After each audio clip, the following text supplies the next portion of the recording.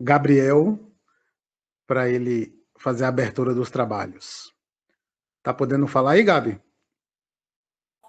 Estou sim, professor. Boa noite. Hoje a gente tem a ilustre presença da doutora Thais Nascimento, que é fisioterapeuta intensivista, atuante na UTI do Hospital Agenor Paiva de Salvador, mestranda do Programa de Pós-Graduação de Medicina e Saúde de Itaúfiba, pós-graduanda em Terapia Intensiva no Adulto e participante do grupo de pesquisa em fisioterapia na Universidade Estadual Federal da Bahia, vulgo UFBA, e possui linha de pesquisa de avaliação de preditores sociodemográficos e clínico-funcionais para qualidade de vida, atividade e de participação em sobrevivência à doença crítica após alta hospitalar.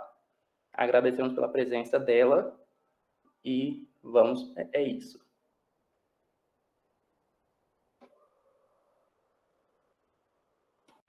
Agradeço, Gabriel, a todos. Eu vou só deixar um minuto aqui para eu abrir, que travou aqui a apresentação, tá bom? Só um minutinho aqui que eu já estou conseguindo abrir. Não sei se está chovendo em Jequié aqui, mas em Salvador está chovendo bastante. Aí, né, dá aquelas pequenas interferênciazinhas. Só um minutinho.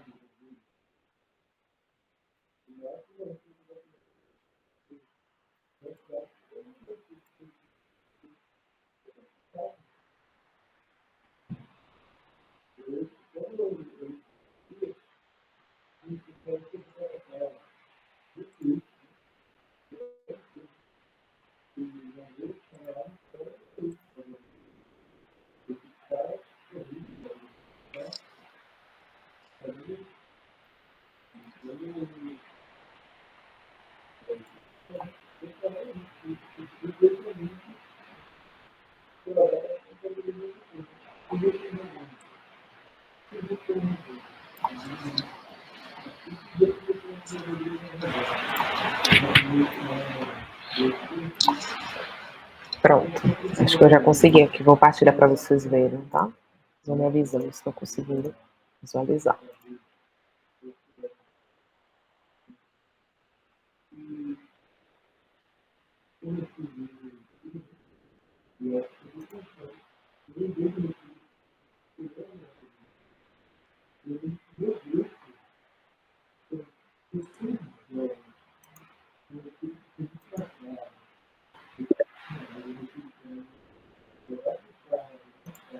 Não estou conseguindo, mas vou tentar de novo aqui, tentar abrir essa tela. Tem uma permissão para gravar, não é isso? Aparecendo aqui, vou tentar novamente.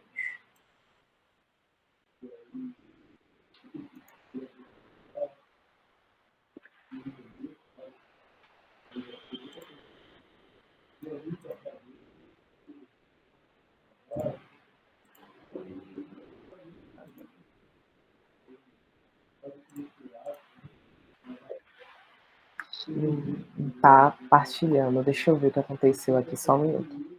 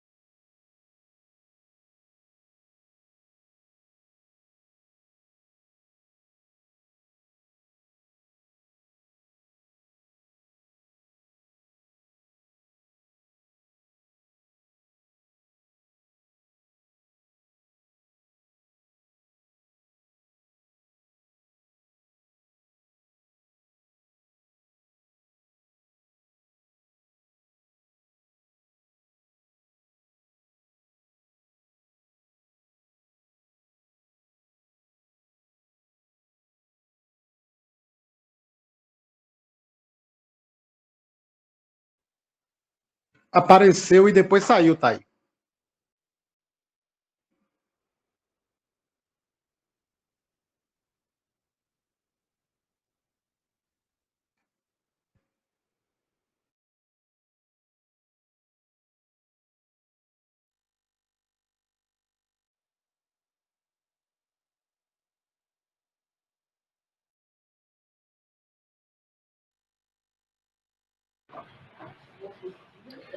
Voltei, pessoal, perdão. Caí aqui, mas agora acho que vai dar certo. Pronto, deixa eu compartilhar aqui a tela com vocês da apresentação. Agora acho que vai dar.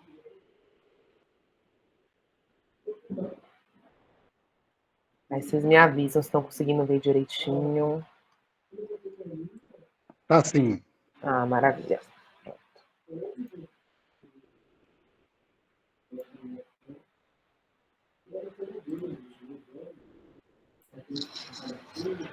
Prontinho, pessoal.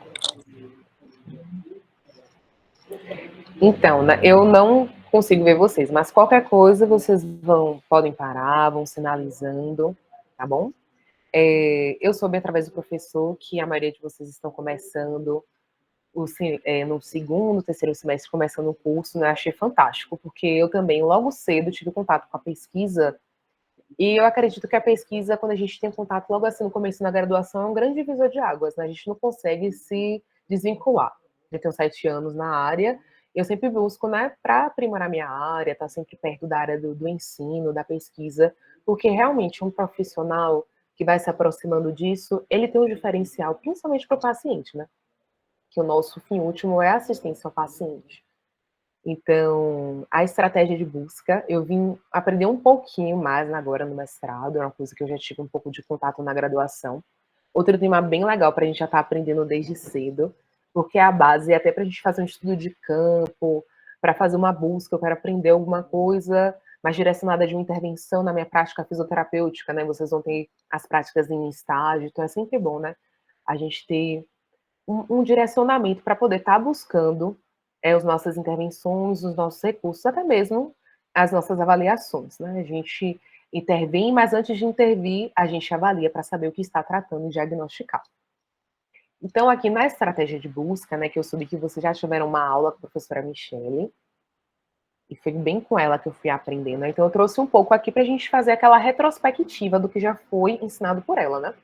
Então, Lopes, desde 2002, ele fala que a estratégia de busca vai ser um conjunto de regras para tornar possível o encontro entre uma pergunta já formulada, uma pergunta de pesquisa ou de investigação, e informação armazenada em uma base de dados. Ou seja, ele é um método que vai facilitar, né, a nossa busca através de termos já pré-estabelecidos na literatura, onde a gente vai associar com os operadores booleanos e alguns sinais gráficos através de aspas e vírgulas, quando a gente faz toda aquela questão daquela montagem na hora da busca para poder pesquisar na base de dados.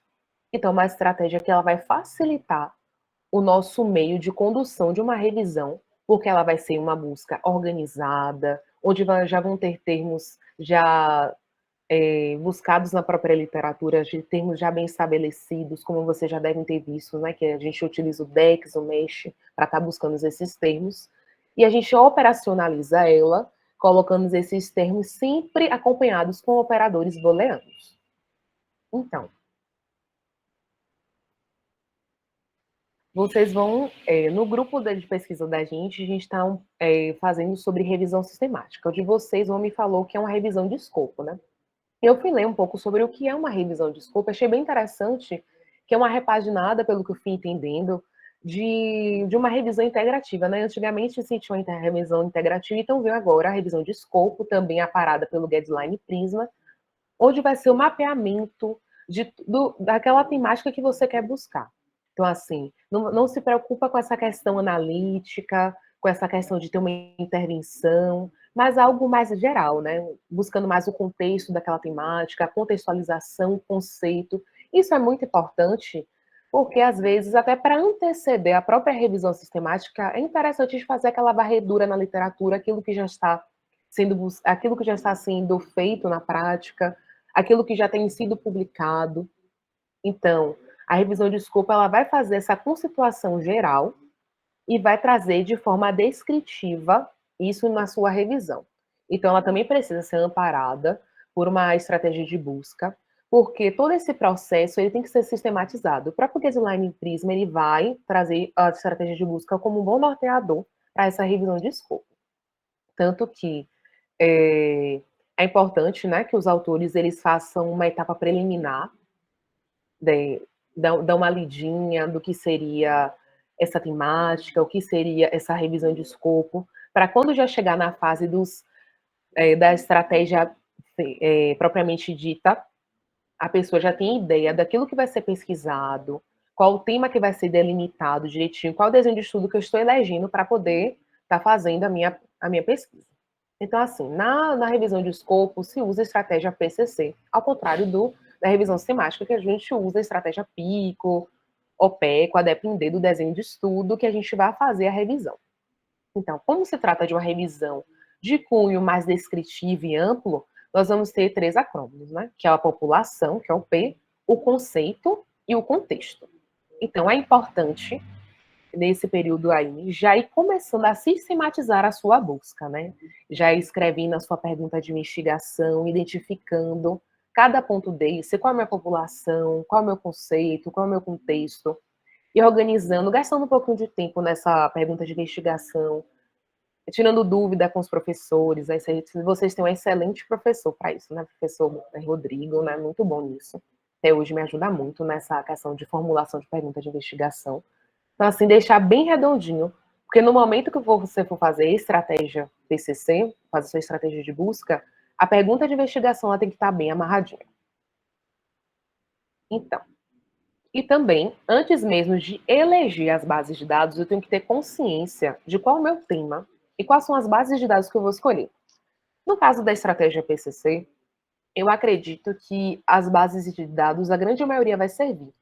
Mas pensando também na revisão sistemática, se eu for fazer uma revisão sistemática só de estudos observacionais ou só de estudos de intervenção, tem algumas bases que elas não vão entrar. Por exemplo, se eu utilizar, lançar a mão, que foi o meu caso, né, uma publicação que vamos ter agora, de uma revisão sistemática que só são estudos observacionais. A plataforma Pedro, a base de dados Pedro, já não vai ser mais interessante para mim, porque é de cunho só de reabilitação de fisioterapia. Porém, o PubMed, que é uma base de dados bastante ampla, bem conceituada na literatura, que busca artigos de diversas partes do país, né? Do mundo, na verdade, não só do nosso país, mas do mundo, assim. E é uma base de dados em inglês, porque a língua da ciência é inglês, então é uma coisa importante da gente saber. Então, assim, a PubMed, ela vai ser uma boa base de dados.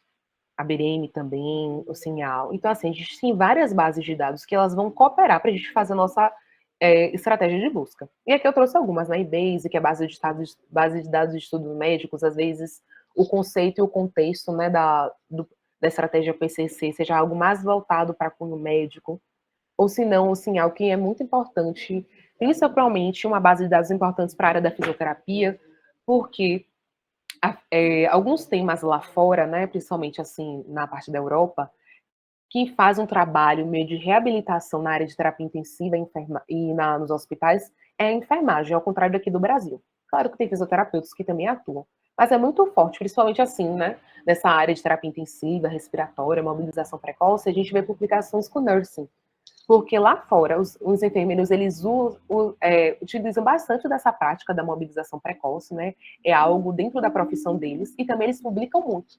Então existe essa base de dados aqui, a Sinal no caso, que ela vai facilitar também a depender do tema que você vai estar lá buscando a sua revisão. Tem o Cielo, que é bastante conhecido, brasileiro, Birim e outros, né? Então, partindo já para essa questão do. Com licença. Oi, pode Desculpa interromper. Pode falar. Você poderia só mudar o modo de apresentação para ficar mais fácil a visualização? Mudo, sim. Obrigado. Nos 3 pontinhos. Os 3 pontinhos.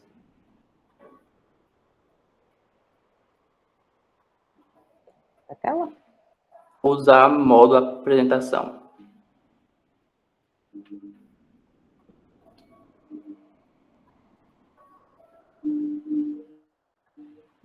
Melhorou, né? Isso, obrigado. Nada, eu que agradeço. Então, já partindo aí para essa questão dos descritores. A gente já identificou, né, qual é a população, qual é o conceito e qual é o contexto. Então, a gente vai precisar partir para os descritores. Que temos o DEX, que faz parte do MESH, só que o DEX é uma plataforma latino-americana, que ele vai trazer esses descritores não somente no inglês, mas também o português, o espanhol e o francês. Então, ele vai facilitar nessa busca. Só que todos os escritores que tem no DEX tem também no Mesh, porque é uma plataforma que se deriva dele. Então, assim, eu uso particularmente muito Mesh, porque geralmente os estudos que a gente tem produzido são em inglês, e o Mesh ele consegue fazer essa ampla busca, né, desses descritores em inglês mesmo. Às vezes a gente tem um descritor que tem no Mesh, mas não tem no DEX. Já aconteceu isso comigo. E também, quando a gente não consegue encontrar descritores nem no DEX, nem no Mesh, a gente pode fazer de forma manual, pegar aquele estudo de revisão sistemática, ou aquele estudo que já tem, já publicado, ver quais são os escritores que eles utilizaram, né, fazer também essa busca que é manual, para poder a gente estar colocando, principalmente, às vezes, estudos que é um tema que ainda não foi muito publicado, é um tema ainda inicial, assim, digamos. Então, é interessante estar sempre dando uma olhadinha, não só nessas plataformas de descritores, mas como também esses estudos que já estão publicados, quais são os escritores que eles estão usando, porque a partir do PubMed ele também consegue fazer essa captação.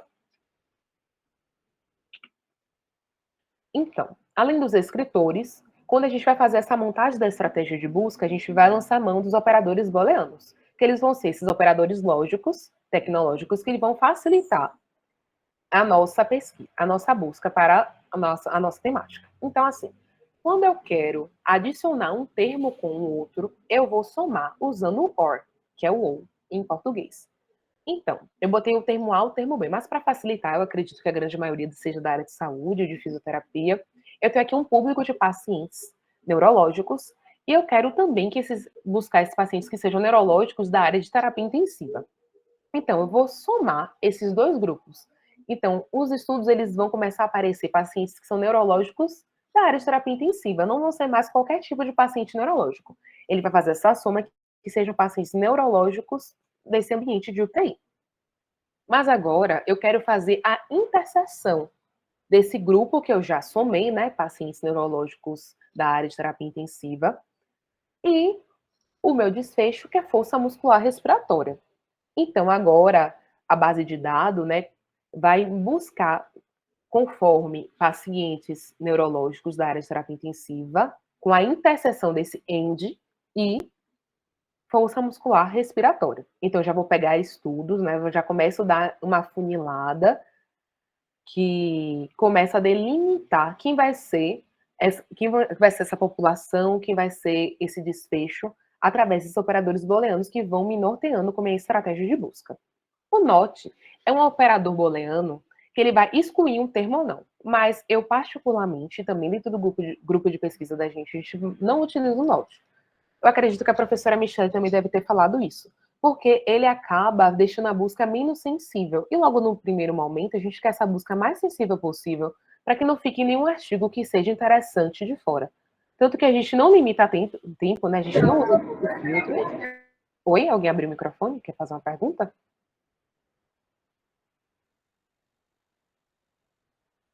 Lembrando que eu não estou vendo, tá, gente? Se vocês quiserem fazer uma pergunta, alguma coisa, vocês comecem com o moderador Gabriel, se não podem fazer diretamente, não tem problema nenhum, não. Então, né, voltando para o operador. Eu acho que é sobre a apresentação. Parou aqui para a gente. Parou?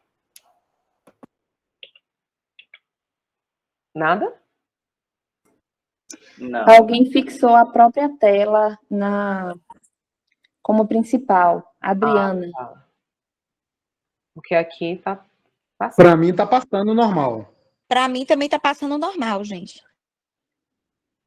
Eu acho que foi isso, né? A pessoa assim que ele deve ter fixado. Pô, gente, se eu fiz isso foi sem querer. Eu nem sei como é que desfaz. Agora voltou. Pronto. Perdão, gente, mil perdões. Não, fique tranquilo, acontece mesmo. Prontinho, voltando, né? Para esse operador booleano NOT. Então, ele serve para excluir determinado descritor, Mas a nossa prática, assim, né, da pesquisa, dentro do GPF mesmo, a gente não usa porque ele acaba desensibilizando essa busca, né? Ficando de fora algum artigo que seja importante, algum artigo que venha trazer uma robustez para a nossa revisão.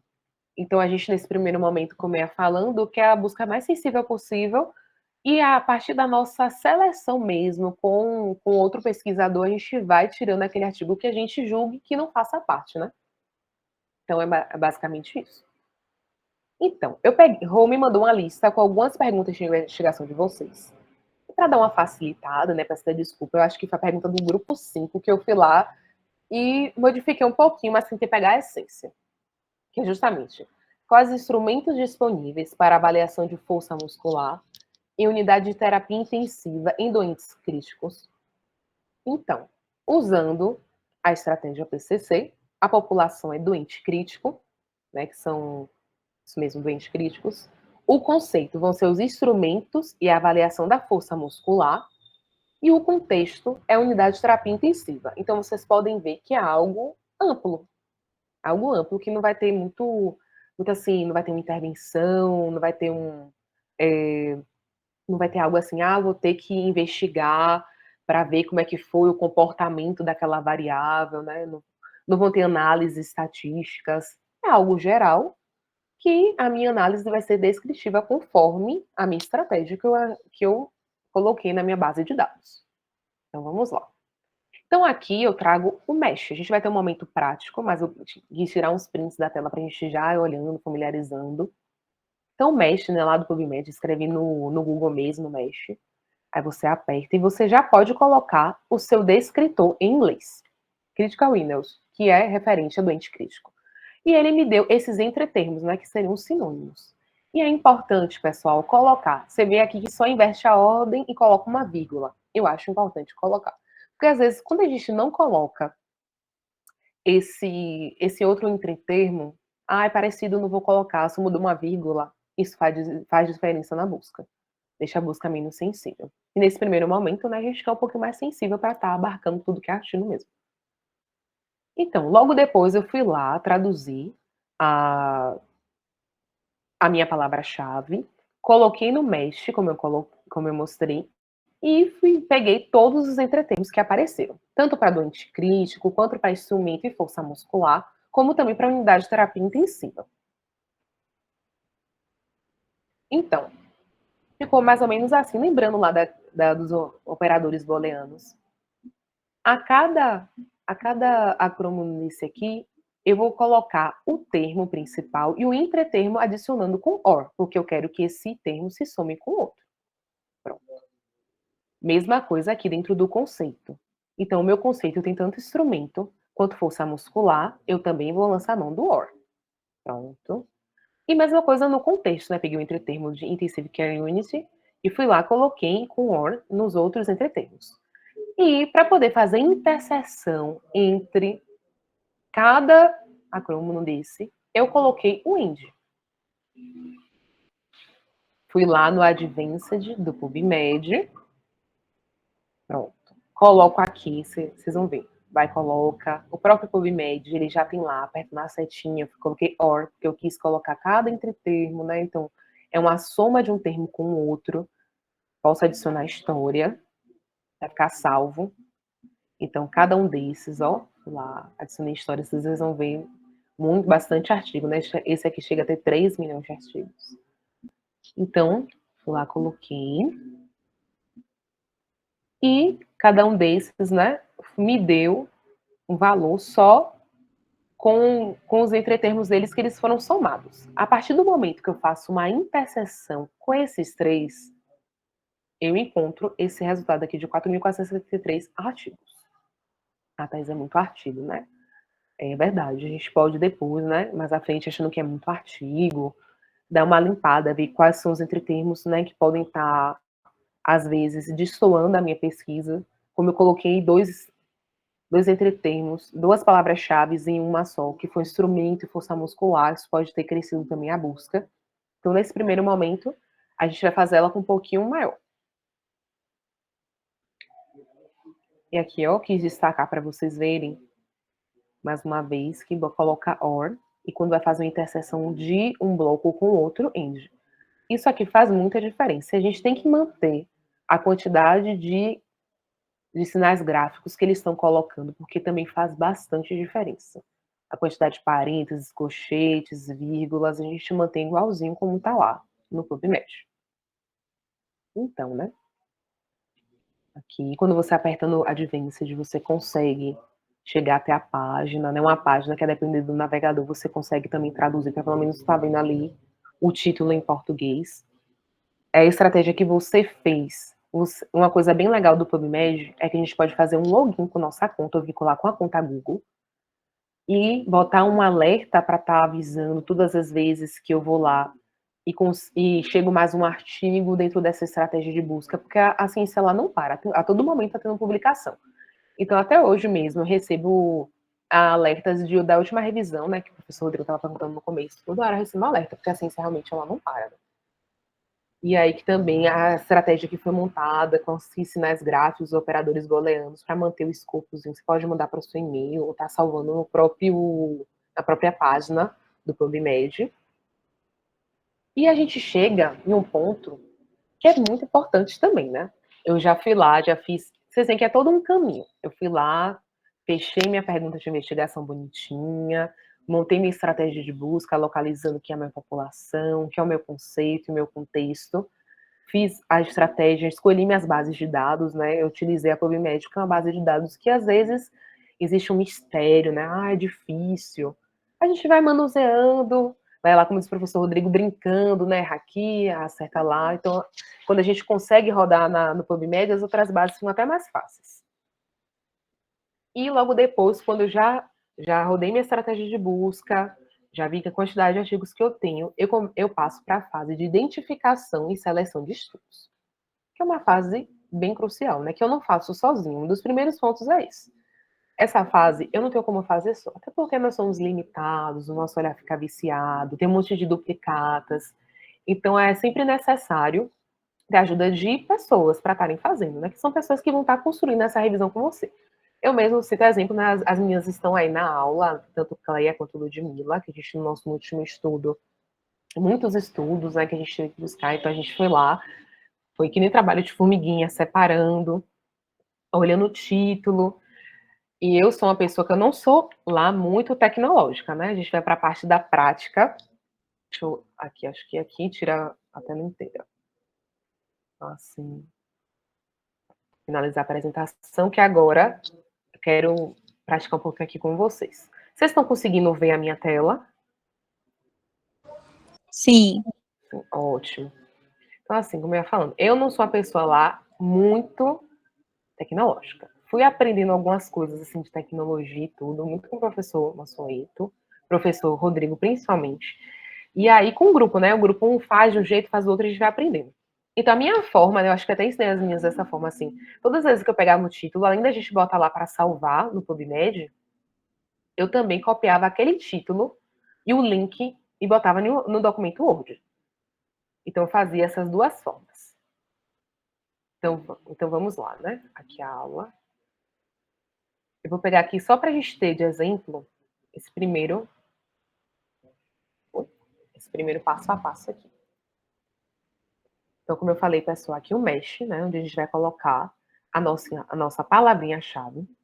Então, aqui, já vou copiar da própria aula. Então, essa é a nossa palavra-chave. Eu vou lá, coloco aqui e aperto em buscar.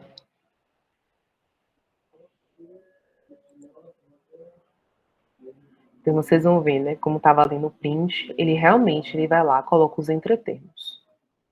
Vou colocar lá os entretermos.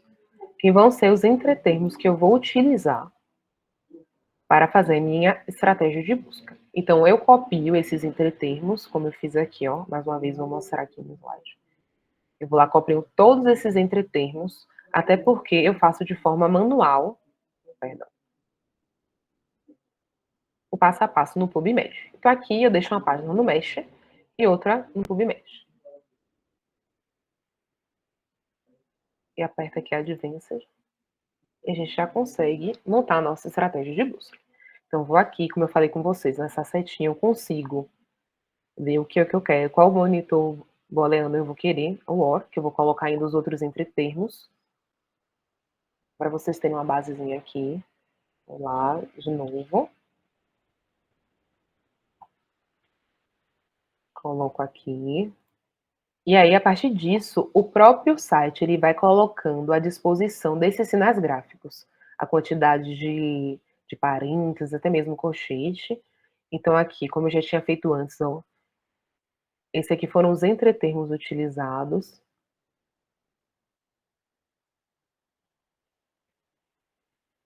E aqui, já a nossa busca completa. Então, eu vou clicar nessa busca aqui já completa. Isso tudo vai ficando salvo.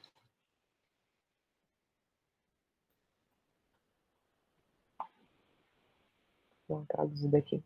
Então, pessoal, quando eu chegar nessa parte, já que é como eu falei, né? A gente deixa a busca mesmo sensível, não limita o ano, não limita a linguagem, tá certo? Qualquer coisa, pede o artigo para o autor. A gente já mandou várias vezes e-mail para o autor principal, quando não consegue acesso ao artigo na íntegra. Então, assim, a gente sempre tenta ao máximo ter esse fluxo, mas não do filtrar, para facilitar. Então, assim, nesse momento da identificação e seleção, a gente identifica pelo título, como eu falei, né? Além de mim, uma outra pessoa, no meu caso, foram mais 2 pessoas que também estavam fazendo esse mesmo procedimento, identificando primeiro pelo título. Então, pelo título aqui, eu já vejo que hemoperfusão na unidade de terapia intensiva, ela não vai caber. Plasmaféresis, a mesma coisa, uma revisão narrativa. Aqui, revisão clínica, fraqueza adquirida na unidade de terapia intensiva. Olha, potencial, né? Pelo título já vai. Mobilização precoce. Geralmente, quando trata-se de mobilização precoce, né, já traz uma revisão que tem um estudo de intervenção, geralmente traz também instrumentos, é uma hipótese que se levanta, se interviu, eles tiveram algum instrumento para poder avaliar, né, para ter uma medida. Então, né, eu já vou ali selecionando, aqui identificando quais são os estudos aqui pela primeira etapa, que foi o resumo. Pronto. E além disso, né, você pode salvar, como eu falei, lá no seu login. Eu ainda copiava aqui, e o link também. Botava tudo aqui em uma pastinha de Word. Pronto. E aí que eu fui lembrar da minha pastinha que eu fiz no Drive, né? Eu fiz uma pastinha comigo mesma e as meninas, onde eu fui colocando cada artigo já previamente selecionado, né? Para facilitar. Então, além de fazer o documento no Word, né, que eu fui falando, né, que selecionei pelo título e tudo mais, eu mesma fiz, conforme a orientação do professor, um documentozinho no Word que eu coloquei lá no Drive, colocando o tema, a pergunta de investigação, a hipótese. Aproveitei em Belo, coloquei o objetivo, o critério de elegibilidade e exclusão. Por que é importante nesse momento também colocar, principalmente quando se faz uma revisão sistemática? Porque às vezes nesse processo que a gente está lá selecionando os artigos, principalmente quando já vai para a leitura na íntegra, às vezes a coisa está muito ampla. E eu preciso ter um basiquinho ali de uma metodologia, de uns critérios de inclusão e exclusão para estar me norteando o que é que eu quero escrever. No caso de uma revisão de escopo, que é um pouco mais amplo, eu acredito que possa ter assim um critério de, pelo menos, de elegibilidade e exclusão para dar um norte, mas talvez não seja tão rigoroso como muitas vezes, né, na revisão sistemática. Então, aqui, ó, na minha estratégia de busca, tudo eu coloquei no documento Word. Por que a importância também de colocar no documento Word? Porque na hora que formos escrever a parte da metodologia, você já está com meio caminho andado. Você já colocou lá como foi feita a sua estratégia de busca. Quais foram... Porque isso tudo, né, a maioria das coisas que a gente produz, a maioria não. Eu acredito que todo mundo produz pensando também na publicação. A revista cobra. A revista cobra. Quais foram os termos entre termos? Quais foram as bases de dados que você utilizou? Então, lá nesse comecinho, eu já fui colocando tudo. Já coloquei lá a população, os entretermos, aqui, ó. E aqui foi conforme a minha pergunta de investigação. O desfecho, mesma coisa. Ainda fui colocando aqui para eu não me perder, como eu como eu teria que fazer essa estratégia. Coloquei o OR entre os sinônimos, quando eu queria fazer interseção entre um bloco ou outro end, fui colocando. E a partir do momento que eu selecionei minhas bases de dados, não, as que cabem dentro da minha revisão sistemática, conforme o meu tema, conforme o desenho de estudo que eu vou estar fazendo essa revisão, né? Quer dizer, conforme o tipo de estudo para os estudos da revisão sistemática, porque no meu caso foi uma revisão de estudos observacionais. Eu não aceitei outro tipo de estudo. Então, a partir disso, quando eu fechei isso aí direitinho, eu já selecionei que foram essas 3 bases: o Medium, Base e o Sinal. E lá fui fazendo a triagenzinha, né? Voltando para aqui. Pronto. Aí a gente vai lá, vai colocando, vai vindo título por título. Pronto. Selecionei, digamos, olha, retirei de 4.000, ficaram apenas 400 artigos. Aí, mais uma vez, vou lá, dou mais uma olhada, dou mais uma filtrada. E dessa vez, eu já posso ir filtrando pelo resumo.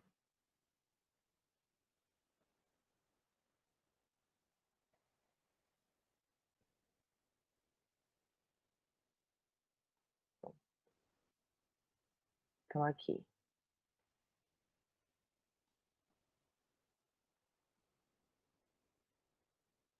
Aqui. Então, eu vou lendo o resumo para ver se realmente tem a ver. Então, quais foram, né, fazer memória. Quais foram os meus acrônimos? Foram o quê? Foi população, que foi doente crítico, quais são os instrumentos disponíveis para avaliação da força muscular, nesse espaço, nessa unidade de terapia intensiva, né? Então, aqui ele fala sobre fraqueza muscular. Fala aqui, ó, um instrumento que é bastante utilizado dentro da terapia intensiva, que é um instrumento que mais se usa hoje, né? O MRC. Pronto. Ó, já vi que já tem pelo menos um desses instrumentos que eu gostaria de saber. Pronto. Então, provavelmente esse seja um artigo que vale a pena eu fazer a leitura na íntegra, porque possivelmente ele entre nos meus critérios na minha revisão. Eu vou lá dar uma olhadinha. E a dinamometria aí também, Thay? Dinamometria. Lá. Tá até falando aqui desse teste de nervo fibular que eu não conheço. Então, você vê que é um artigo que ele... Você quer falar, Rafael? Agora eu tô... Pode falar. Ô, Thaís, boa noite, pessoal. É uma dúvida. Uma coisa que a gente sempre observa nas metodologias é a delimitação do recorte temporal. No Sim. caso, não seria interessante fazer isso antes ou tem que fazer depois? Como é que é? Porque lá no PubMed, né, pelo menos tem do lado, né, na parte lateral, tem a opção de você, né, colocar o recorte temporal que você quer. Aí não sei se seria interessante fazer isso no início ou depois. Você está falando sobre o filtro do tempo, não é isso? Isso. Então, isso é uma escolha do pesquisador. Na nossa prática, a gente não filtra o tempo porque fica menos sensível à busca e acaba que você pode estar excluindo um artigo que seja muito importante. Por exemplo, vai que você limita últimos 10 anos. E lá em 1900, que foi feito a primeira avaliação de força muscular através da ultrassonografia, digamos assim. Visto as fibras, enfim. Ou através de um teste lá muito específico que, a partir desse teste, deu origem a outros testes que a gente usa na nossa prática.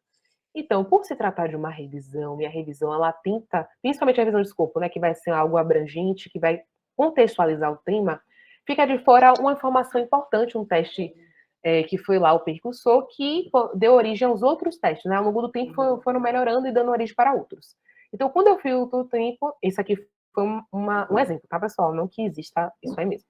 Mas, assim, quando eu filtro o tempo, eu posso cair nessa questão, onde eu estou filtrando um artigo que seja importante, mas que tenha sido lá um artigo publicado há muito tempo atrás, mas dentro do mundo da revisão sistemática ou da revisão de escopo, é necessário que eu tenha artigos que vão dar essa base, essa fomentação.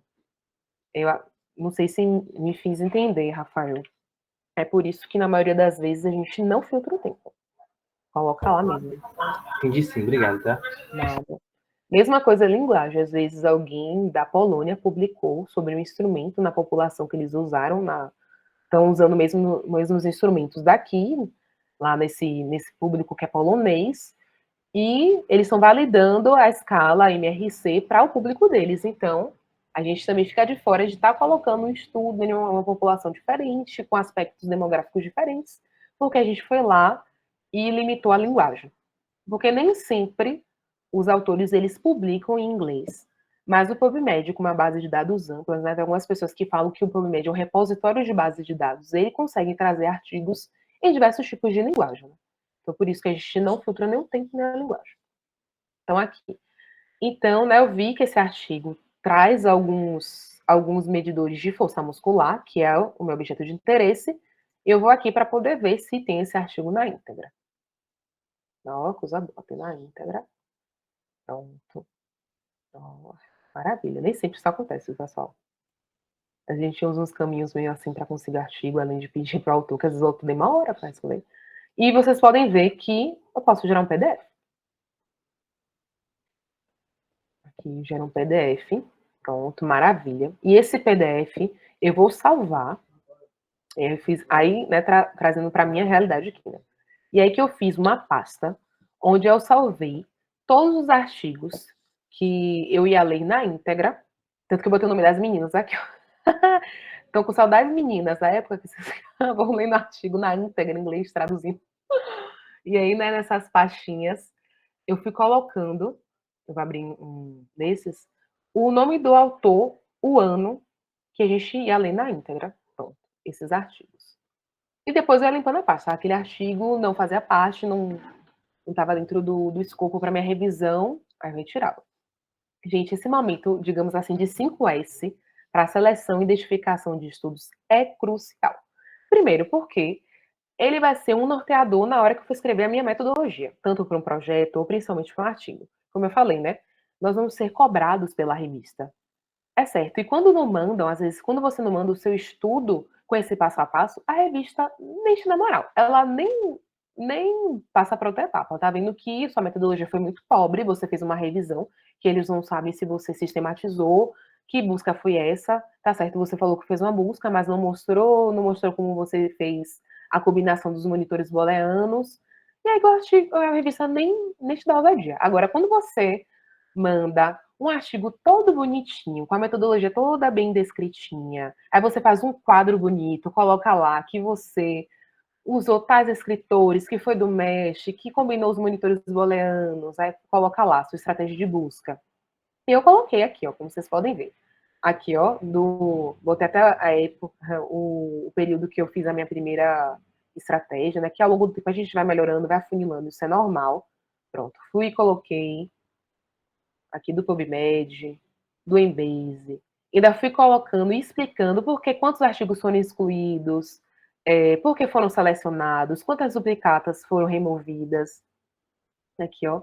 Na época eu tinha feito a busca no Web of Science, também não deu muito certo, porque eu não consegui achar artigo, mas enfim, fui descrevendo tudo, para na hora que eu fosse escrever o meu estudo, eu ter clareza quais são as bases de dados que eu incluí o motivo, quantos artigos eu consegui através dessa base, quantos foram excluídos e o motivo também, porque tudo isso, né, estou frisando nisso, que é muito importante, gente. A metodologia, para daqui a pouco a gente fazer um estudo lindo, mesmo que acontece, né? Nós também fazemos boas produções, debruçamos tempo, gastamos tempo com isso. E aí, na hora que for publicar, não ter acesso a essas informações, que ao longo do tempo pode ser perdida mesmo. Então, assim, eu aconselho, né, da melhor forma possível. Como eu falei, eu não sou lá a pessoa mais tecnológica possível. Então, é uma pastinha no Google Drive, com um documento Word, que eu vou copiando as coisas, que eu vou salvando. Então, nesse primeiro momento, eu fiz isso.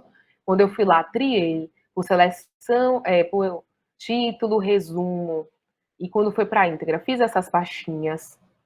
Tive o cuidado, né, de estar separando cada pasta conforme... tudo revisão sistemática. O cuidado de estar separando por pasta, E também, a gente, como eu falei lá no comecinho, da mesma forma que a gente busca descritores para, por algum motivo, o descritor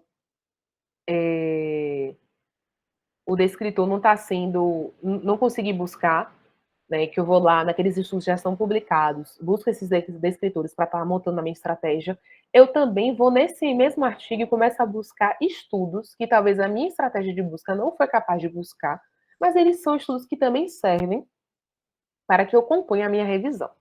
Então, além de ter todo esse cuidado de estar buscando em outras bases, né, selecionando, utilizando dois ou mais colegas, a gente também fez essa busca manual mesmo, de ir lá nas revisões sistemáticas e buscando quais artigos. Então, aqui, gente, tá o exemplo. Tudo eu botei a revisão sistemática na frente para mostrar para vocês aqui quantas revisões sistemáticas eu fui de forma manual, mas as meninas buscando. E lá a gente tinha nas referências, ó, vai lá na referência, vou abrir um só para vocês terem mais ou menos noção de como é essa busca ativa. A gente viu que é uma revisão sistemática condizente lá com o tema, né, nosso. Vamos aqui nessa parte das referências. Deixa eu ver aqui. Pronto, aí já está nos anexos, passei demais. Aqui, ótimo, olha o que eu estou falando. Vocês estão vendo, né, que na parte final do anexo, essa revisão sistemática, elas colocaram aqui, ó, como foi a estratégia delas, ó, quais foram as bases de dados, tá bem? Como eu tinha explicado para vocês antes. Pronto. E a gente faz essa busca aqui manual, vou lá, leio o título do artigo, vejo se é condizente com o meu tema, faço aquele mesmo filtrozinho, não, o título tá ok, vou abrir esse artigo para ler o resumo e salvar ele para ler na íntegra, se for o caso. Então, né? Também meta-análise, então a gente fez essa busca assim ativa, alguns artigos aqui que a gente traduziu também, né, para facilitar. Deixa eu voltar aqui.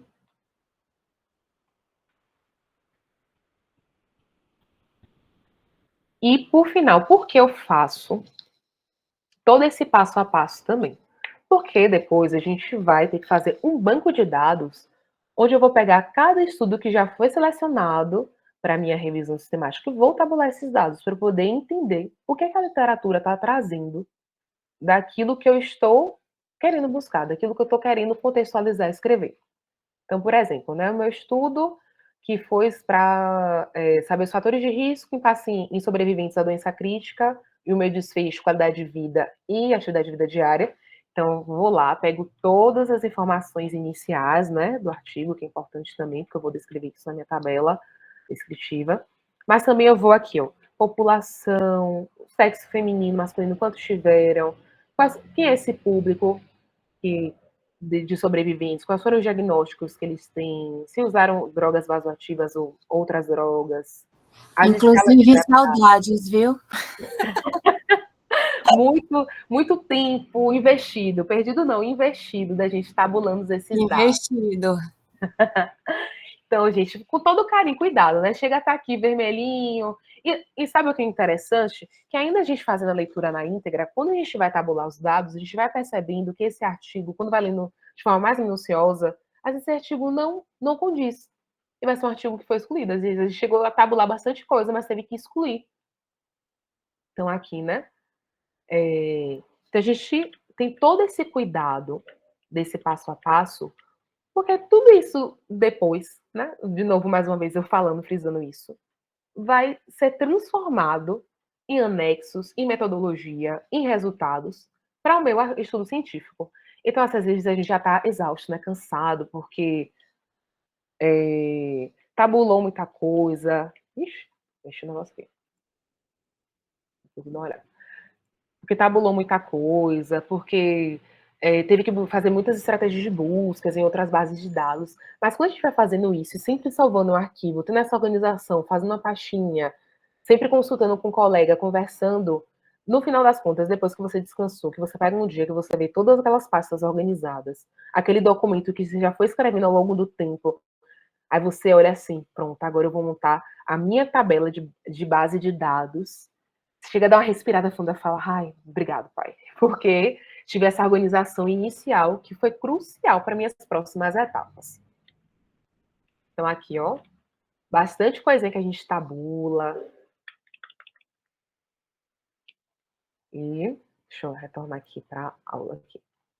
Então, para lembrar, né, para fixar mais uma vez, as minhas etapas são o título, inicialmente, o resumo, a leitura na íntegra, a descrição de cada etapa. Então, vocês vão lançar a mão da melhor estratégia de vocês, que pode ser no Word, no Excel, alguma ferramenta que vocês tenham domínio. Hoje o celular é um grande auxiliador disso também. Salvar em pastas, eu indico sempre, gente, salvar em pastas, salvar o Drive ajuda demais. Às vezes a gente pede, não envia e-mail, notebook que trava. Antes tinha a questão do cachorro que comia o papel. Hoje em dia a gente tem um notebook que trava, um e-mail que não envia.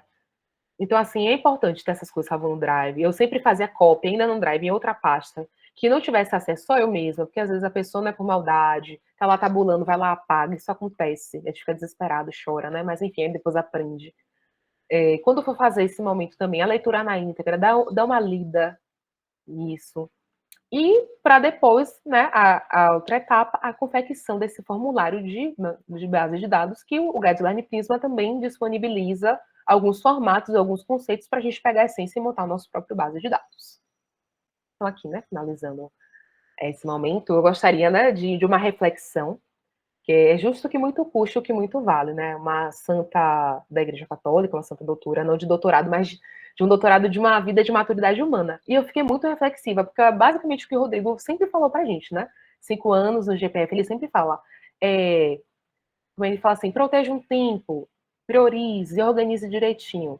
Então, esse tempo que a gente investe, que a gente prioriza, que a gente se debruça, vai valer muito a pena, vale muito a pena mesmo, porque logo depois de tiver uma publicação, um possível caminhar para uma pós-graduação, que é o meu caso, né? A prática clínica, que a gente não fica tão assim, claro, né? Principalmente quando a gente está começando, né? A gente fica meio assim, tal conduta, não é conduta, e quando a gente já está um pouco mais amparado pela própria ciência, já tem um manejo de saber ler um artigo, de fazer uma busca, isso também vale muito a pena. Então, eu deixo assim, nessa mensagem, que proteger esse tempo dessa prioridade é muito importante, é uma coisa que custa, mas que no final das contas vale muito a pena, porque quem ganha somos nós, e principalmente os nossos pacientes, né, que é o fim último do nosso aprendizado, da nossa própria assistência e também dos nossos estudos. É isso, estou abertas para perguntas, dúvidas. Pode ficar à vontade.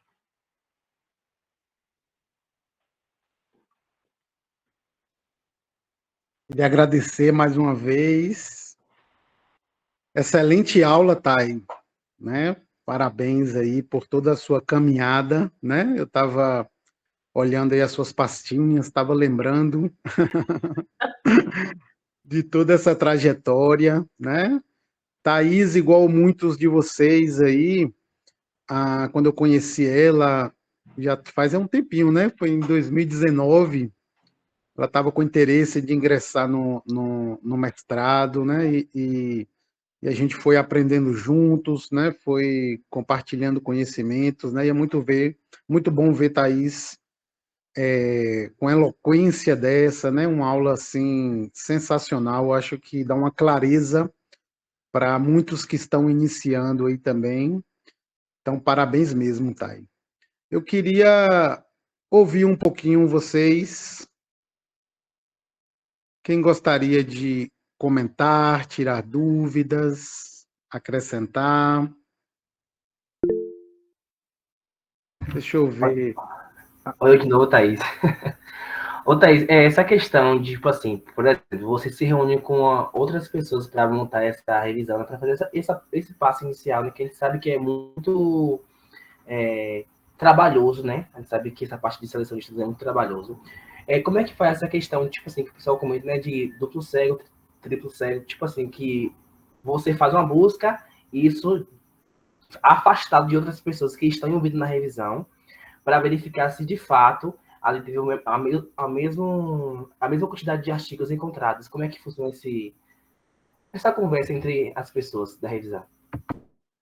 Excelente pergunta, Rafael. Então, assim, eu mesma, falando da minha prática, tanto da primeira vez quanto da segunda, né, pela primeira vez, como eu estava aprendendo, né, o professor Mansueto, ele fez a busca ativa dele, e depois ele falou, olha, Thaís, é a sua vez, mandou um link para mim, E eu fui lá pelo título, né? Como eu falei para você, todo aquele passo a passo. A gente vai excluindo pelo título, depois o resumo, depois a leitura na íntegra. Então, assim, o pesquisador, sozinho, ele faz essa triagem. Então, não é tipo assim, eu com Ludmilla sentada aqui do meu lado, a gente triando juntas, não. Não, eu faço a minha triagem, Ludmilla dela, e depois a gente fazia um balanço assim, de quantos artigos cada um encontrou. Foi eu, Ludmilla e Claire. Então, a gente fez dessa seguinte forma, e da primeira vez que eu fiz com o professor Mansueto foi da mesma forma também. Às vezes acaba que tem um artigo ou outro que consegue. Eu lembro que na época foram poucos artigos que, tipo assim, eu tinha conseguido um pouquinho mais, as meninas 1 ou 2 a menos, digamos assim, ou elas conseguiram 1 ou 2 a mais. Então, eu acredito que essa questão do cegamento que você está falando nessa hora é cada um fazendo do seu local, depois que concluir essas etapas, senta, reúne e vê quantos artigos conseguiram. E aí que, por exemplo, se eu busquei mais artigos do que as meninas, a gente parte dessa decisão. Fica decidido a gente olhar o que tem mais. Porque às vezes compensa. Foi 3 artigos a mais, 2 artigos a mais, a gente dá uma passada de olho, porque o olho vicia. São muitos artigos para estar olhando. Por isso que tem que o dia que o Rodrigo fala assim: o dia que você estiver tranquila, você senta, né? Fica tranquila ali na frente do computador, devagarzinho, né? Eu tentava fazer isso um dia que eu não tivesse virado de plantão, porque o olhar realmente ele vicia. Vou deixar que ela ia falar também, que ela participou desse processo, ela pode ajudar na resposta. Pode falar, querida. Eu só quero acrescentar que esse processo todo foi feito, as reuniões, tudo, os momentos que a gente tinha junto, tudo online. Eu moro perto de Minas já, Ludmilla em Salvador, Thaís em Salvador. Eu nunca vi Ludmilla e Thaís pessoalmente, e a gente conseguiu fazer tudo isso de forma online. E deu certo, né, Thay? Muito certo. Gente, a tecnologia, ela facilita demais, ela aproxima muito. Porque todo o conduzir da nossa revisão sistemática, até hoje, né, porque está em fase de publicação, então a gente ainda tem um grupo ainda conversa, todo o conduzir foi via online mesmo, via as reuniões online e WhatsApp. Então, assim, o comprometimento é o ingrediente mesmo. É um momento, assim, que é crucial, porque é o seguinte, se você errar nessas escolhas do artigo, você pode prejudicar muito o trabalho, porque você vai estar escolhendo as revisões que vai estar na sua revisão. Então, se você escolher uma revisão errada, você vai estar comprometendo a qualidade da tua revisão. Então, se torna um momento um pouco assim tenso.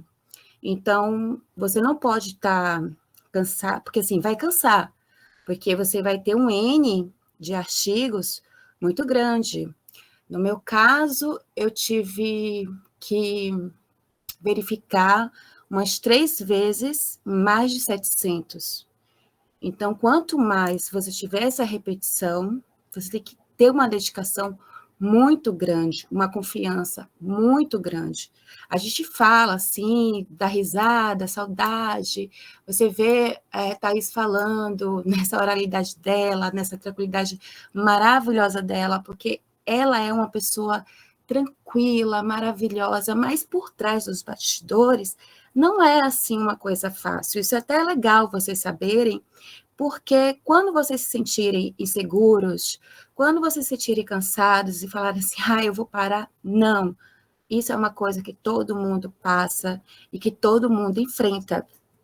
E que, como Thay falou, quando eu chegava do plantão, é uma coisa que eu não fazia, porque as vistas, elas cansam e também elas ficam um pouco viciadas. Então, para um pouco, toma um café, faz alguma coisa e depois volta. Mas persista, continua, repete, porque você sempre vai encontrar um erro que você deixou passar. E esse é um momento também, como eu falei, vou repetir, crucial. Um erro não pode ser deixado passar. Professor? Que bom estar ouvindo vocês. Que bom ouvir vocês, né? Vocês que já estão um pouco mais experientes, né? Passando a experiência para essa galerinha mais nova. Tem uma pergunta interessante aqui no chat, espera aí que eu vou comentar sobre ela. Mas tem uma coisa também muito importante, pessoal. Apesar da gente estar vivendo numa era onde estratégia de busca, né, identificação e seleção dos estudos, elas são muito realizadas por pessoas que querem entrar na pós-graduação. A gente precisa lembrar que isso aí é a nossa essência, né? Então, um bom profissional, ele tem que dominar essas habilidades para ele estar constantemente atualizado. E eu gosto de fazer um paralelo, né? Vou colocar aqui o beijo na boca. Talvez a primeira vez que você foi beijar na boca, você estava todo inseguro, você não sabia como fazer, você treinou um pouquinho na mão antes. E depois o que aconteceu, né? Hoje em dia você automatizou o processo, você já sabe fazer isso. Dirigir, primeira vez você olhava para a marcha, você pensava, você estava inseguro, depois você automatizou o processo. Então, o processo de busca e seleção de estudos, né, baseados numa pergunta de revisão, no caso, o que foi discutido aqui, parece, no primeiro momento, né, como aquele beijo na boca que era um monstrinho antigamente. Dirigir já foi um monstrinho na sua vida, né? Depois, a coisa ela se tornou natural e você consegue fazer isso, né, sem gastar tanta energia, você consegue fazer de uma maneira bem tranquila. Agora eu vou trazer para as perguntas clínicas, né? Vamos dar um exemplo aqui, por exemplo, Adriana, né? Adriana hoje ela é coordenadora do serviço de fisioterapia pediátrica aqui do Hospital Prado Valadares. E frequentemente a Adriana vai se deparar com problemas clínicos para ela poder resolver. Ela vai ter que formular uma pergunta, né? Muito possivelmente, daqui uns dias, o hospital vai exigir de Adriana indicadores de qualidade da fisioterapia pediátrica, né? Essa vai ser uma nova realidade que a gente está vivendo agora no ambiente hospitalar. E aí agora? Como é que a Adriana vai identificar quais são os principais indicadores de qualidade da fisioterapia? Será que ela vai no livro? Ela vai conseguir essa resposta? Ela vai precisar construir uma pergunta, identificar os descritores e os entretermos, ela vai precisar jogar isso em uma base de dados, se ela quiser estar atualizada, e conseguir dar um retorno para o serviço dela, um retorno de alto nível de qualidade. Eu já percebi também que a Adriana ela vai dar uma aula amanhã sobre a sincronia do paciente e ventilador. Então, observa que, enquanto profissional, eu posso ir melhorando. Talvez, se ela utilizar uma estratégia melhor, talvez ela vai ter acesso a um material melhor. Se ela tiver sido treinada, tiver treinando, o olho dela já vai saber identificar o estudo e selecionar de uma forma mais rápida. Então, isso é muito importante, né? Esse treinamento é muito importante, é onde coloca você na vanguarda das coisas. Então, você vai estar sabendo consultar a literatura com maior eficiência. Aproveitando essa questão da eficiência, né? A Thaís, ela apresentou um modelo aí, que é um modelo muito usual, né? Todo mundo tenta organizar isso em arquivos, em pastas. Porém, existem formas que a gente pode automatizar isso, né? E Matheus até já colocou 2 ferramentas aí no chat. Então, a gente pode começar a discutir isso também. Então, existem gerenciadores de referência, né? Que a gente pode exportar, por exemplo, né? Do PubMed ali, Thaís, ela mostrou que ela pode salvar aquela busca que ela fez com os 4.000 artigos, ela exporta isso para dentro do gerenciador, existem diversos, a gente pode discutir sobre isso, né? Super fácil aprender também, né? Tem vídeos no YouTube e tal, é só você escolher um que seja mais fácil para você, tem vários que são gratuitos, e a partir daí fica muito mais fácil, porque aí você não precisa estar copiando, colando, tal, né? Eu também, nas minhas primeiras revisões, eu fazia muito parecido com Thaís e hoje eu já tento automatizar. Ainda não achei nenhuma ferramenta que seja perfeita, cada um tem seus problemas. Então, eu misturo um pouco do Mendeley, do Zotero, né, do Ryan. A gente tem, né, tem um Trello também que pode ajudar nessa comunicação entre pessoas que estão em locais diferentes. Enfim, são várias que tem. A ideia é que você pense, né, na contribuição que você vai estar dando na vida das pessoas. Imagina essa pergunta aí que foi feita por um grupo, né? Eu não estou me recordando quem são os componentes do grupo. Mas imagina, não estou falando nada de pesquisa aqui, não, estou falando de serviço mesmo, né? Um profissional que senta e fala assim, poxa, eu vou dar uma estudada aqui hoje, quais são as formas de avaliar a força muscular dos pacientes. Olha que coisa importante.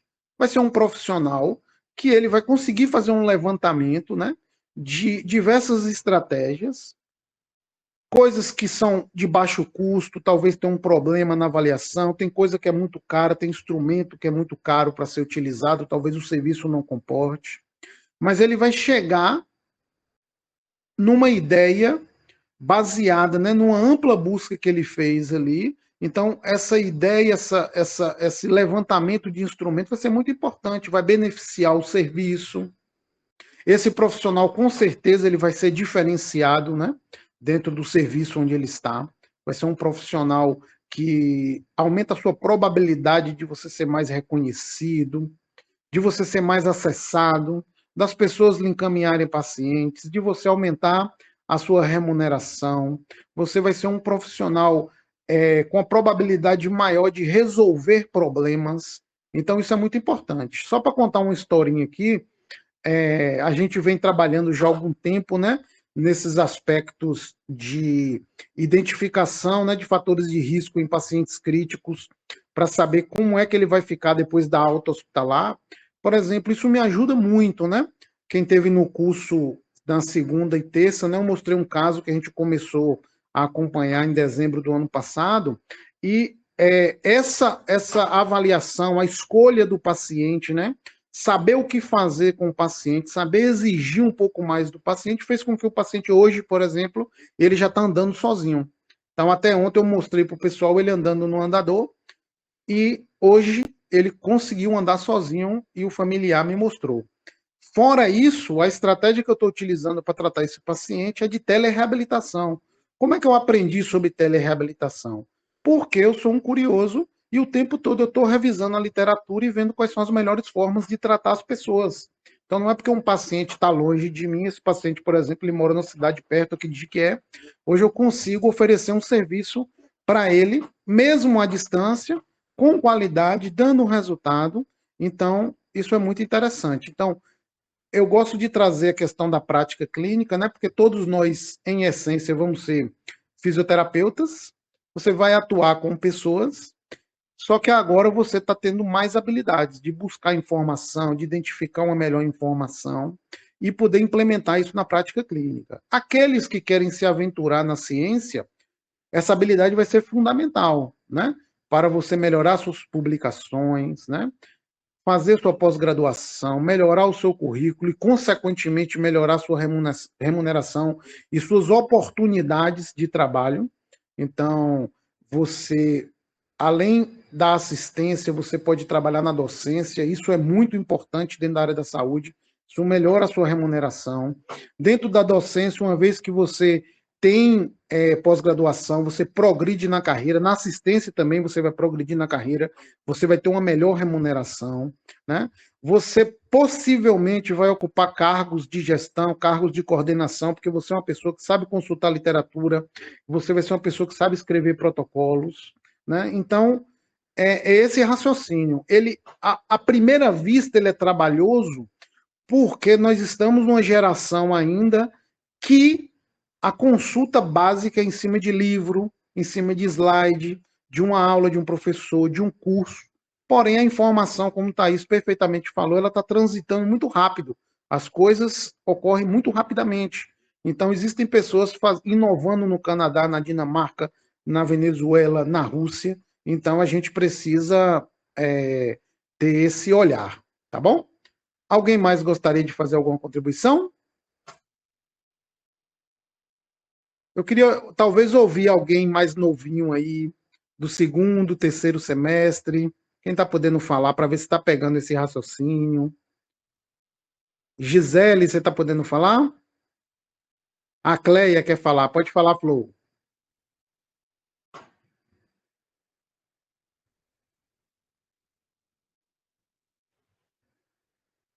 Cleia levantou a mão. Pode ficar à vontade, Flor. Ah, não? Acho que talvez ela levantou sem querer.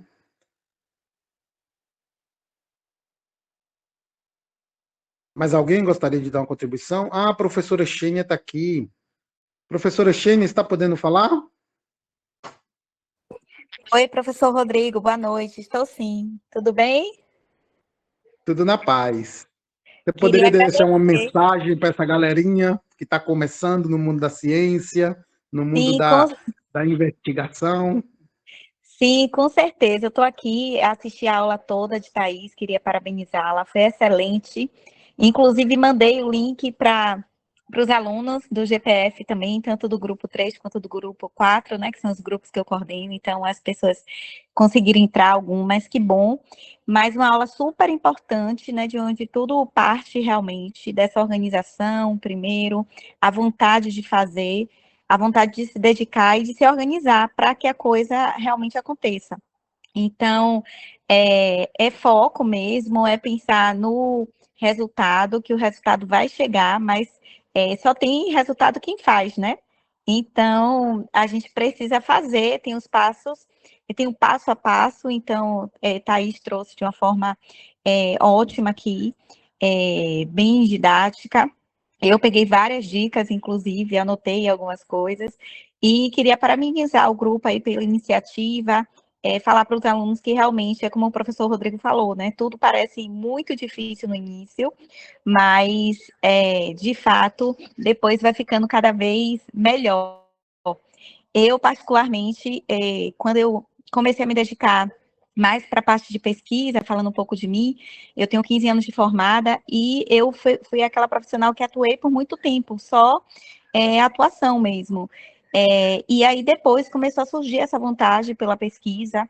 Eu comecei, na verdade, a dar aula, né? Me tornei docente, e aí veio mais ainda essa vontade, como ele mesmo foi contando, né? Que vai abrindo portas. E aí surgiu essa vontade em mim e para a parte de pesquisa foi quando eu decidi entrar como aluno especial na UFBA, depois eu passei na seleção do mestrado, fiz o mestrado, depois você vai se empolgando, aí você faz o doutorado, e hoje, quando eu olho para trás, já terminei o doutorado, defendi em dezembro, às vezes eu olho e eu não acredito, porque há um tempo atrás eu não tinha nenhum artigo publicado, hoje eu já tenho 3 artigos publicados, é pouco, mas para mim é muito, porque eu sei como foi cada um, cada passo a passo, e estou com 2 agora, um que ontem eu recebi a resposta da revista, que foi aceito, e um outro também já para submeter. Então, assim, a gente vê que a gente começa, e como eu falei, a gente só vai ter resultado se fizer. Então, eu olho para trás e vejo, antes eu não tinha nenhum, não é?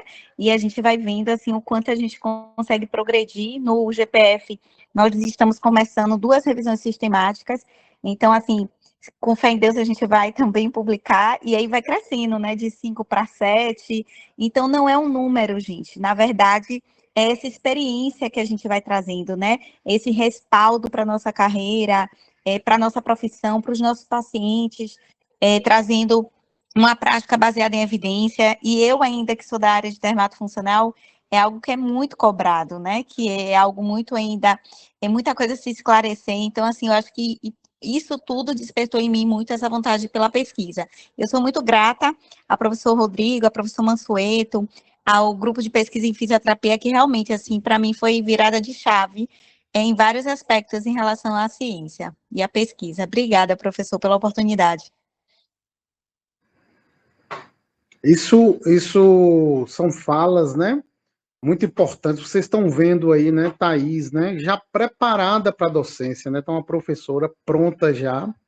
Então, Thaís, ela simplesmente ela adquiriu habilidades, né? A professora Xênia acabou de dar um testemunho agora, né, mostrando, né, que ela estava na assistência, né, veio galgando, né, eu acompanho a professora Xênia já há algum tempo, né, uma referência na parte de dermatofuncional hoje, pessoal. Já é professora de pós-graduação, pesquisadora, já está publicando seus artigos, né? Além disso, tem uma visão de empreendedorismo também, né? Até aconselho que vocês sigam o Instagram da professora Xênia. Então, ela já trabalha com empreendedorismo, mas não é aquele Instagram vazio, é um Instagram que traz informações baseadas em evidências.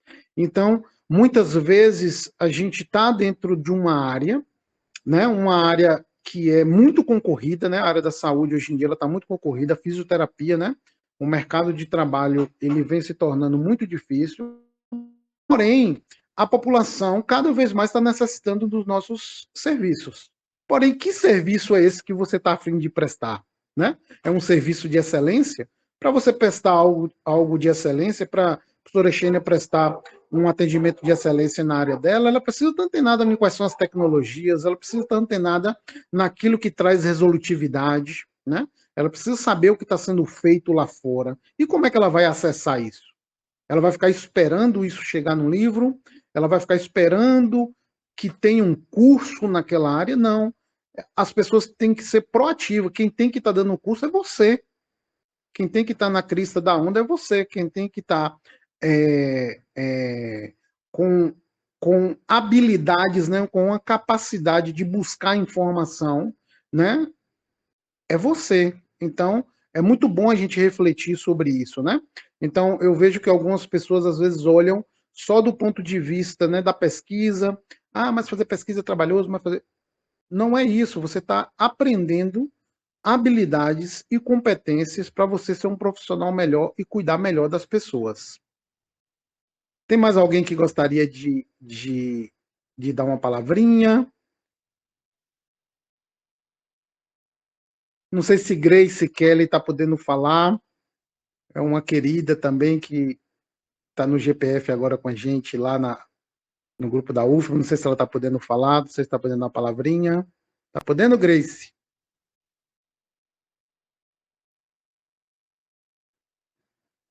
Fiquem à vontade. Selma, Thalita, Soraya, Gisele. Conte aí um pouquinho da experiência de vocês. O pessoal está tímido.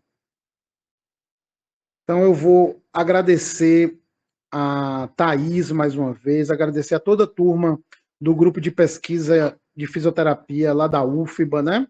Que é um grupo muito interessante, muito importante. Tem uma galera massa do Brasil todo, né? São mais de 100 pessoas discutindo sobre ciência aí toda semana, né? Muito bom estar aqui com vocês no nosso grupo. Eu gostaria de passar a palavra para... Não sei se Thaís quer falar mais alguma coisa. Só agradecer mesmo, meu pessoal. Muito obrigada, estou à disposição. Vou passar a palavra para Gabriel. Está podendo falar, Gabi? Para finalizar os nossos trabalhos de hoje. Estou sim, professor. Gostaria de agradecer a todos que participaram e todos que tiveram presente. Reuniões como essa são oportunidades que, principalmente a gente que é do começo, está iniciando o curso, tendo é muito importante para o nosso conhecimento sobre essa área de pesquisa. E agradecer em especial à professora Thaís por disponibilizar o momento dela para essa reunião incrível, que a didática dela é simplesmente perfeita e agregou muito para a gente.